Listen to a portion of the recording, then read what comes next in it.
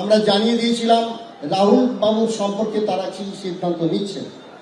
তারা রাহুল বাবুর সম্পর্কে সিদ্ধান্ত নিয়েছিলেন, নিয়ে আমাদের ফেডারেশনের ওয়ার্কিং কমিটি তথা ইসি কমিটিকে জানিয়েছিলেন তার সম্পর্কে যে সিদ্ধান্ত নিয়েছেন, অর্থাৎ তারাই কিন্তু তাকে সাসপেনশন বা যাই বলুন সাময়িক বিরতি কাজ থেকে সেটা কিন্তু নিতে বলেছিলেন। আমরা সেটা কিন্তু মান্যতা দিয়েছিলাম ফেডারেশনের, এবং আমরা নন কোঅপারেশনের জন্য যে নোটিশ ছিল আমরা সবাই সেটাকে মান্যতা দিয়েছিলাম।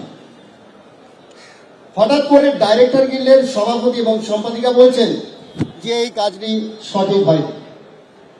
তা যদি সঠিক না হয় তাহলে তারা বিগত দিনে যে গত 5ই মে এজিএম হয়ে গেল সেখানে তারা এই বিষয়টি সম্পর্কে কেন বললেন না, আপত্তি কেন তারা তুললেন না? আমাদের তো মিনিটস হয়, আপনারা জানেন যে সমস্ত আলোচনা হয় এজিএমে সেগুলোর মিনিটস হয়। তাহলে সেখানে তাদের নিশ্চয়ই আপত্তির কথা থাকলে, প্রতিবাদের কথা থাকলে তার সম্পর্কে আমরা সেটা নোট ডাউন করতাম আমাদের মিনিটসে।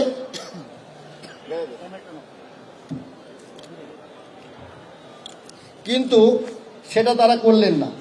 আমরা পূর্ণ ওয়ার্কিং কমিটি সিদ্ধান্ত নিয়ে আমরা কিন্তু তার বিরোধিতা করিনি, আমরা মান্যতাই দিয়েছিলাম। যাই হোক, পরবর্তীকালে সভাপতি এবং সম্পাদিকা বললেন যে তারা যে সাময়িক বিরতি রাহুল মুখার্জি সম্পর্কে নিয়েছিলেন বা বরখাস্ত যাই বলুন না কেন, সেই কাজ নাকি সঠিক হয়নি।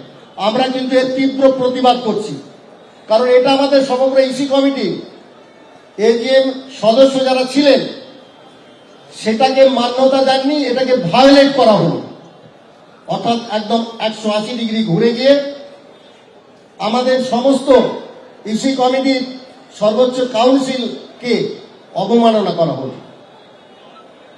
আমরা কিন্তু এই সমস্যার সমাধানের জন্য আমরা মাননীয় মন্ত্রী শ্রী অরূপ বিশ্বাস এবং আমাদের এই ইন্ডাস্ট্রির তথাকথিত বলবো না, অনেকেই আমরা জানি যে বুমবাদা আমাদের অত্যন্ত প্রিয় বুমবাদা প্রসেনজিৎ চট্টোপাধ্যায় এবং এসবিএফ এর কর্ণধার সেখানে উপস্থিত ছিলেন। আমরা দীর্ঘ সময় সেখানে মিটিং করেছি। মিটিং করে তারা অনুরোধ করেছেন, বিশেষ করে বুমবাদা মানে প্রসেনজিৎ চট্টোপাধ্যায় অনুরোধ করেছেন যে ব্যাপারটা কিভাবে শর্ট আউট করা যায়। আমরা সেখানে কোনো কথা দিয়ে আসিনি। আমরা পরবর্তী দিনে এখানে এসে মিটিং করেছি, করে প্রতিটি গিল্ডে ক্রিয়েটিভ প্রডিউসারের প্রস্তাবও তারা লিখিতভাবে প্রযোজক সংস্থা ফেডারেশনকে জানিয়েছেন।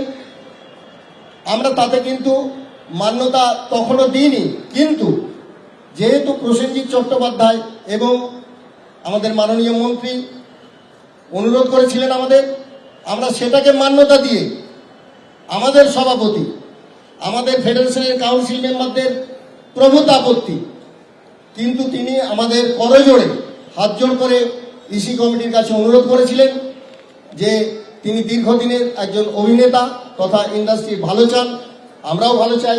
সেখানে কিন্তু আমরা মান্যতা দিই যে রাহুল মুখার্জি ক্রিয়েটিভ প্রডিউসার হিসেবে থাকবেন, আমাদের আপত্তি নেই করে, এবং আমাদের সৌমিক হালদার তিনি এই ছবিটি ডিরেকশন দেবেন।